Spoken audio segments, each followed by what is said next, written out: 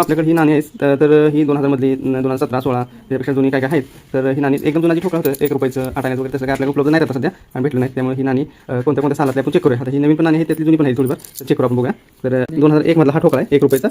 तर हे अशा प्रकारे आहे बघा मकाची कणसाचा फोटो वगैरे आहे. हां ह्याच्यावर भारताचा नकाशा आहे आणि पर्टिक्युलर आणि मागच्या साईडला सत्यमेव जयते वगैरे लिहिलेला आहे. तर हा 2001 मधला आहे. तर हा ही बघा ठोकळा 1992 मधनं त्याच्या अगोदरपासून असणार आहे हा. तर हा 1 रुपयाचा ठोकळा. पण ही काय काय टायमाला नाणी कशी आहेत अलीकडे छापलेली असतात. 2003 मधले. हां हे 2003 तसाच आहे बघा ठोकळा. हा 2003 मध्ये छापलेला आहे. 2010 मधला आहे बरोबर. 2010 मधला आहे. हे 2009 मधला आहे पर्टिक्युलर. हे अंगठ्याचं. हां अंगठ्यात आहे थम्स आहे थम्स. हे 18 2018 हा नवीन मधला 2018 मध्ये त्याच्या अगोदर निघाला असं काय 2019. हां 2019 18 मधला 2019 1 वर्षानंतर निघाला. हे 2016 मधले. हां 2016 मध्ये त्याच्यापेक्षा जुनी नाणी आपल्याकडे नाही उपलब्ध. मी म्हटलं हे आता 2016 मधले 1 रुपया. हां हे 2016 नवीन मधला हां 21 मधला आहे. हा नवीन 2 रुपयाचा डॉलर.